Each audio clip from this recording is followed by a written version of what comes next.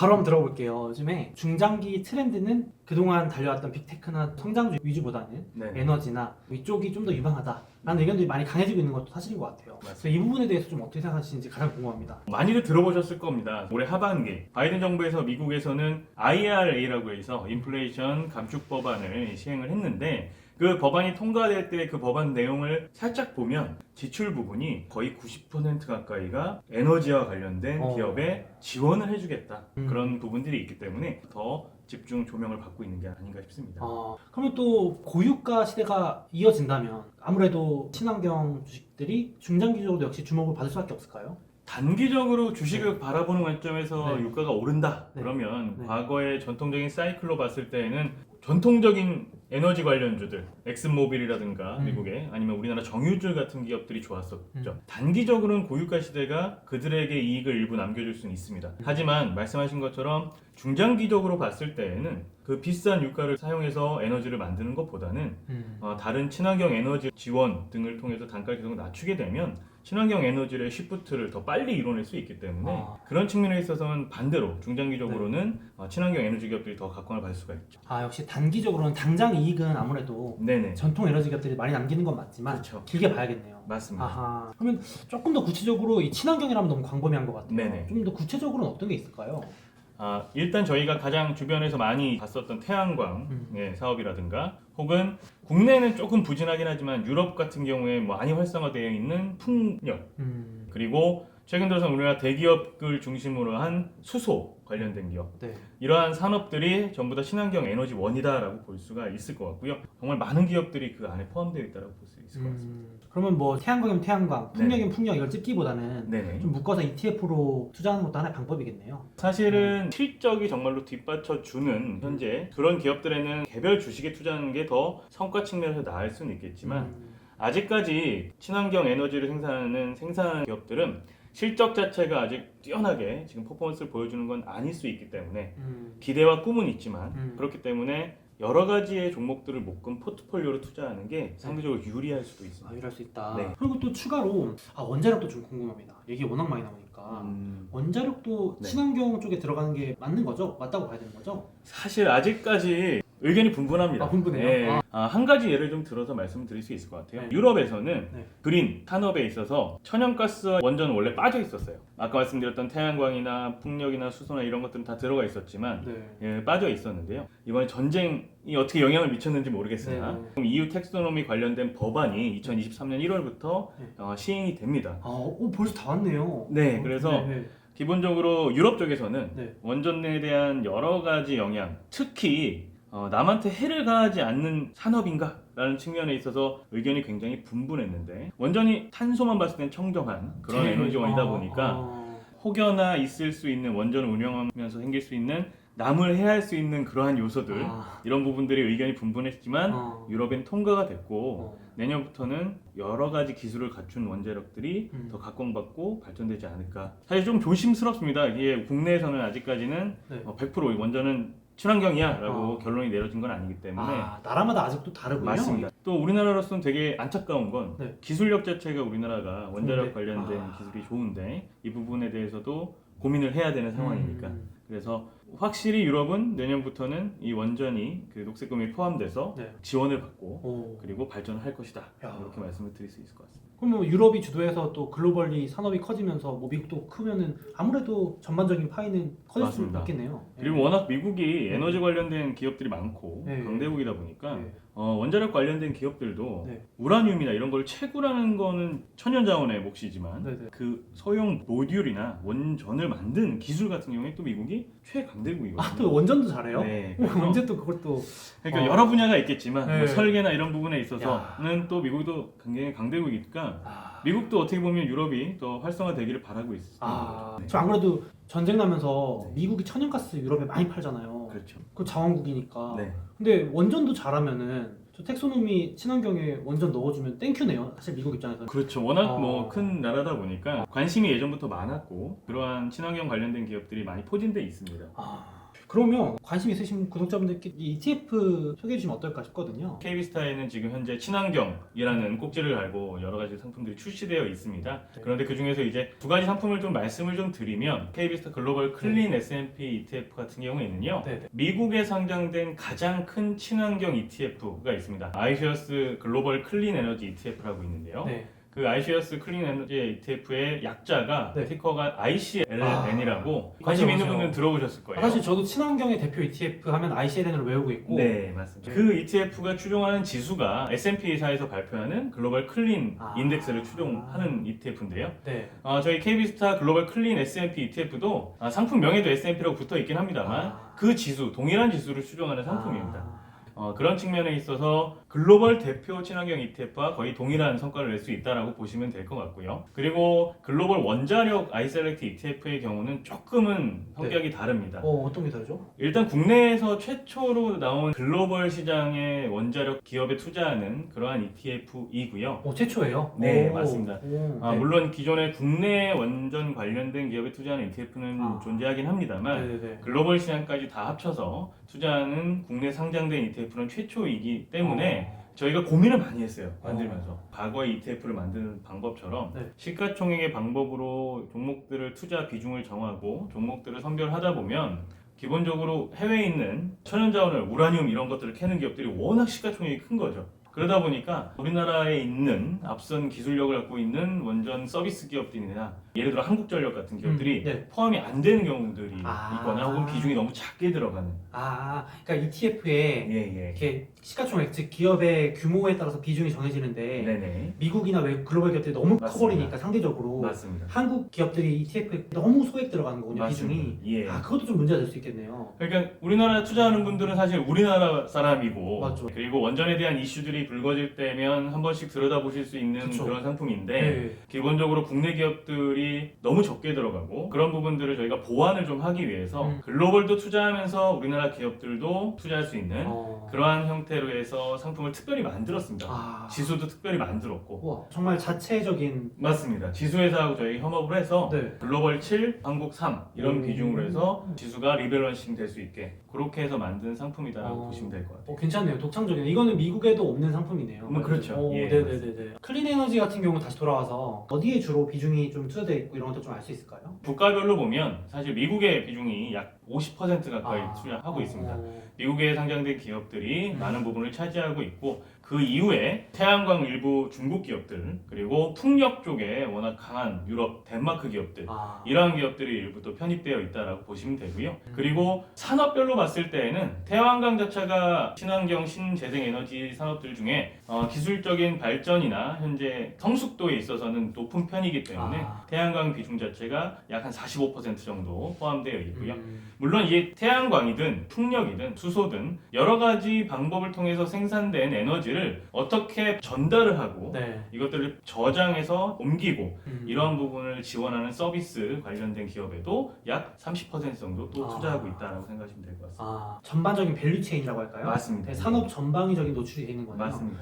그러니까 말 그대로 친환경 산업이 시장이 커질 것 같다 그러면 네네. 이 ETF도 함께 성장한다 이렇게 보면 되겠네요. 맞습니다. 원자력 부분은 그럼 좀 어떻게 구성이 되어 있다고 봐야 될까요? 원자력 ETF도 마찬가지입니다. 여러 가지 이 원자력 관련된 밸류체인에 전부 다 투자한다고 생각하시면 되는데 첫 번째로는 당연히 원재료를 발굴하는 캐나다나 혹은 카자흐스탄 기업인데 카자흐스탄에 상장된 건 아니다 보니까 사실 상장은 영국에 상장되어 있는 주식을 저희가 투자를 합니다. 기본적으로 이렇게 원재료를 채굴하는 그러한 기업들과 그리고 정말로 실제적으로 원전을 만드는 설계하고 만드는 기업들 그리고 이 원전은 아시다시피 관리에 굉장히 중요한 부분이 있지 않습니까? 저희가 2010년 초반에 있었던 동일본 대지진 때의 기억들도 일부 갖고 계시기 때문에 원전을 만들었다는 게 중요한 게 아니라 그 원전을 어떻게 관리하고 발전 서비스를 운영하느냐가 굉장히 중요한데 그런 부분에 있어서는 한국 기업들이 자리를 차지하고 많은 부분들을 어떻게 보면 기술이 굉장히 앞선 그런 부분들을 포진하고 있을 것 같습니다. 그렇지만 그렇게 보더라도 투자하는 국가들의 비중들을 보게 되면 그 상품도 미국의 약 절반 가까이 투자한다. 이렇게 역시 말씀드릴 또 수 있을 것 미국 같습니다. 강하군요. 예. 제가 말씀 들어보니까 진짜 막 영국에 상장돼 있고 유럽에 상장돼 있고 개별 기업 투자하려면 번거로운 점도 있는데 네, 여기 ETF에 묶여 있으니까 또 한 큐에 해결되는 장점이 있네요. 맞습니다. 그리고 사실 구독자분들께서도 이런 기업들이 있구나를 또 반대로 팁을 맞습니다. 얻을 수도 있을 것 같고 예. 그 점도 한번 참고해 보시면 좋을 것 같습니다. 그러면 또 특히나 이 ETF만의 장점이 있을까요? 사실 KB스타 글로벌 클린 S&P ETF 같은 경우에는 저희만의 장점이라기보다는 네네. 이러한 측면을 보시면 될 것 같습니다. 네네네. 아까 말씀드린 것처럼 ICLN이라고 하는 글로벌 친환경 ETF 중에 가장 큰 ETF라고 말씀드렸잖아요. 그 규모 자체가 9월 말 기준으로 약 한 7조 원 정도 된다고 하더라고요. 엄청 크네요. ETF의 규모 자체가. 네. 그러면 사실 이 자금 자체가 그런 기업들을 현재 보유하고 있다는 뜻이잖아요. 네네. 그런 측면에 있어서는 굉장히 안정적인 지수라고 할 수 있는 거죠. 네네. 예. 네. 그래서 쉽게 예를 들어서 일부 자금이 좀 빠졌다고 해서 혹시 주식을 팔거나 그 기업들을 혹은 뭐 일부 조금의 자금이 들어왔다고 해서 주식들이 막 움직이거나 그러한 형태는 걱정하지 않아도 되는 그만큼 든든한 뒷배가 있다고 생각하시면 될 것 같고요. 그런 측면에서 똑같은 지수를 총하니까 이 글로벌 클린 S&P ETF 같은 경우에도 유사한 성과를 낼 수 있다라고 말씀을 드릴 수 있는 거고요. 글로벌 원자력 같은 경우에는 아까 말씀드린 대로 원자력과 관련된 이슈들은 각국의 차이가 있습니다. 그래서 우리나라 기업들이 반짝할 때도 있고, 그렇죠, 맞아요. 그리고 유럽에 있는 기업들이 반짝할 수도 있고, 미국에 있는 기업들이 또 반짝할 수도 있죠. 그런 측면에서 저희가 막 원자력 투자해야지라고 하셔서 돌아가면서 투자하실 수는 없잖아요. 그렇죠. 예, 그러니까 각국을 이렇게 넓게 그 밸류체인을 넓게 가져간다고 하면 이 상쇄할 수 있는 부분들이 좀 생길 수 있으니까 물론 단기적으로는 안 좋을 수도 있습니다. 상대적으로 국내 기업들이 굉장히 좋은데 다른 나라 기업들 때문에 좋지 않을 수도 있으니까요. 그런 측면은 있겠지만 중장기적인 그 원자력에 대한 테마나 혹은 산업에 대한 성장을 기대하는 분들이라면 ETF로 분산 투자하시는 게 맞지 않을까 생각합니다. 그럼 또 들으면서 궁금한 게 환에 대한 부분은 어떻게 되는 걸까요?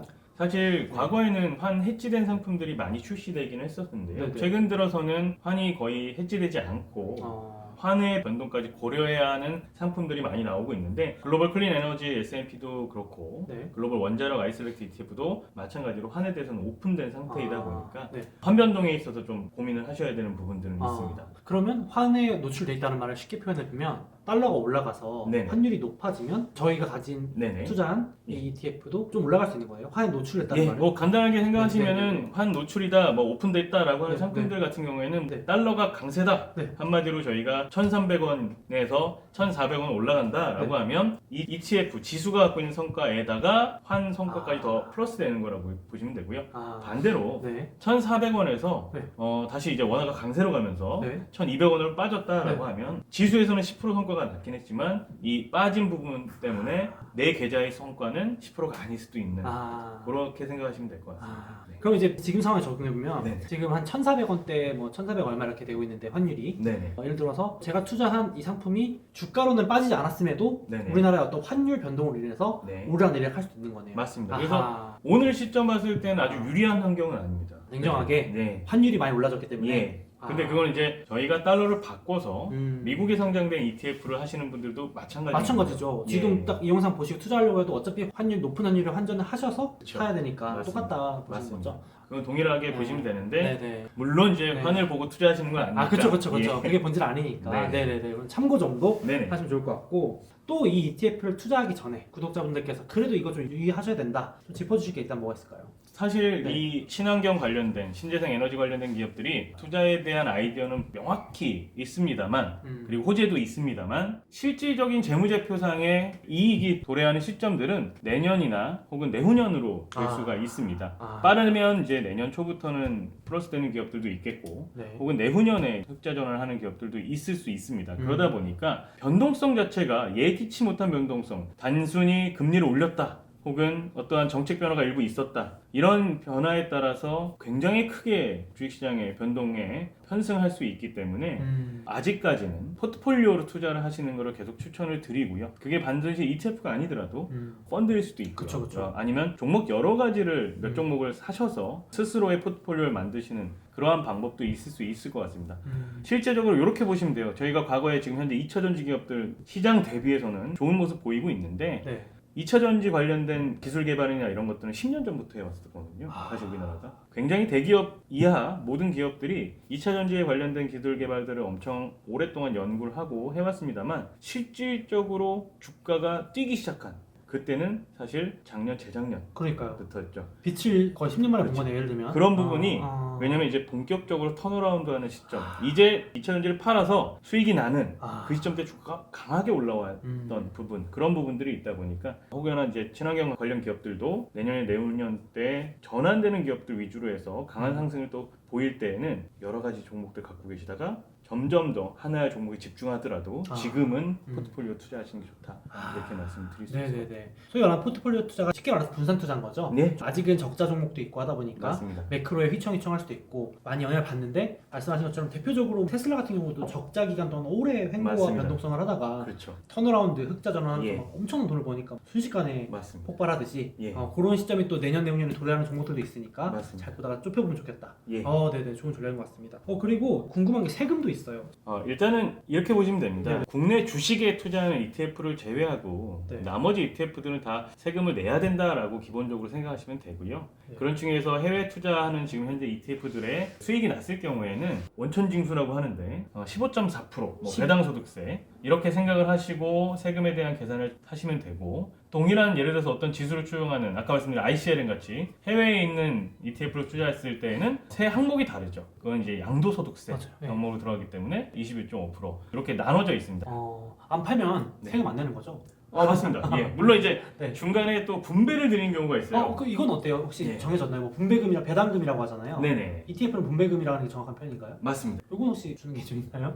예. 지금 말씀드린 친환경 기업들은 네네. 아까 말씀드린 대로 돈을 잘 벌어야 배당을 많이 드리잖아요. 그렇죠. 근데 아직까지 그러한 기업들은 아니기 때문에 네네. 물론 이제 일부 기업들, 유틸리티 관련된 기업들은 아. 배당을 드리긴 합니다만 배당률이 그래서 아주 높지는 않습니다. 높지는 않지만 일부 이제 분배를 드리는 그러한 ETF들이기 때문에 분배금에 대해서는 또 15.4% 원천 징수돼서 계좌에 들어오시니까 애초에 떼고 들어오기 때문에 또 내진 않겠네요? 그렇죠. 일단 기본적으로는. 네네. 그럼 이건 혹시 분배금을 1년에 네네. 한 번 정도 주나요? 사실 이게 뭐 정해진 건 아닙니다. 정해진 투자 설명서상에 언제 말에 주겠다라고 아. 해서 줄 수도 있습니다라고 적혀 있어요. 사실은. 그렇죠. 그런데 저희가 이제 현금 흐름이 생기면 현금 흐름이 없는데 일부 자산을 녹여드릴 수는 없으니까. 그렇죠. 예, 현금 흐름이 생기면 드리게 되는데 그 드릴 때에는 저희가 공시를 통해서 안내를 좀 드리고 있습니다.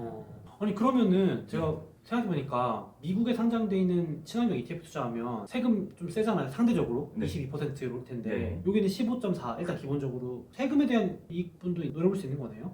아닙니다. 근데 사실은 네네. 요거는 니즈에 따라 다르다라고 생각하시면 될 것 같아요. 네네네. 예, 우리나라도 아직 지금 이제 곧 금융투자소득세라고 해서 내년이나 뭐 시행될 수도 있고 아직까지는 확정이 된 부분은 아니지만 네. 해외에 투자하시는 분들의 세율이 높음에도 불구하고 투자하시는 이유는 이 양도소득세 부분과 이자소득세 혹은 배당소득세 간의 이 차별화되는 부분이 있기 때문인데요. 양도소득세 같은 경우에는 분리과세되기 때문에 요거에 대해서 딱 내고 끝나시는데 방금 말씀드린 것처럼 예금, 적금, 뭐 ETF 투자한 거, 국내에 있는 것들은 다 모아서 종합과세에 들어가기 때문에 그런 부분들까지 고려해서 해외에 투자하시는 분들도 계시는 걸로 맞아요. 예금으로 뭐 적금으로 이자 받으시는 분들 있을 수 있고 그렇죠. 이게 다 종합된다는 말씀이시죠? 분배금 받은 거랑 내 1년 동안 뭐 다양한 금융소득, 그렇죠. 이자소득 받은 걸 다 합산해서 과세하니까. 맞습니다. 그래서 사실은 네네네. 그 방금 말씀드린 그러한 해외 친환경 에너지 관련된 기업들은 네. 연금 계좌에서 투자하시는 게 참 좋아요. 왜냐하면 그 IRP나 혹은 이 절세 계좌라고 해서 뭐 ISA 계좌라든가 네네네. 연금 저축 계좌라든가 네네네. 이런 형태 같은 경우에는 어차피 세금을 당장 내지 않기 때문에 예, 수익이 나셔서 파신다고 하더라도 그 연금 계좌에서 돈만 빼내지 않으시면 네. 세금을 이연시키는 효과가 있을 수 있습니다. 샀다 팔았다 해도 세금 안 내요? 그렇죠. 연금 계좌에서 매매하면 딱이네요, 이거는. 네, 세금을 안 내고 그리고 혹여나 장기 보유할 거야. 나는 조금씩 계속 사 모아서 크게 성장할 애들이라고 생각하시고 5년 있다가 팔 거야라고 생각으로 계속 모아서 파시더라도 연금 계좌에서는 수익이 난 거에 대해서 바로 세금을 내진 않습니다. 나중에 연금을 받으실 때 연금 소득세라는 명목으로 해서 5.5%, 뭐 4.4% 이렇게 뛰기 때문에 세금을 이연이라는 말이 이제 뒤로 미룬다는 뜻이니까요. 세금을 뒤로 밀어서 내는 효과가 있어서 연금 계좌에서 투자하시는 게 국내에 상장된 해외 ETF에는 매우 유리한 부분이 있습니다. 그러면 더블로 절세가 되는 느낌이네요. 맞습니다. 이거는 그럼 아까 말씀하신 뭐 금융종합소득과세 이런 거랑 별도로 움직이는 거니까. 그렇죠. 오늘 소개해주신 두 개 상품이 다 연금저축계좌에서 자유롭게 매매 가능한 맞습니다. 가능합니다. 오, 좋네요. 친환경이나 특히 구체적으로 또 원자력, 글로벌 원전 이런 거에 관심 있으신 분들은 오늘 소개해주신 ETF 한번 관심 가져보시면 너무 좋을 것 같습니다. 네, 그래서 오늘은 KB자산운용의 ETF 전략실 육동희 실장님 모시고 친환경, 원전, 에너지, ETF 소개해드려봤습니다. 많이 도움이 되셨으면 좋겠고요. 오늘 나와주셔서 너무 감사합니다. 네, 감사합니다. 감사합니다.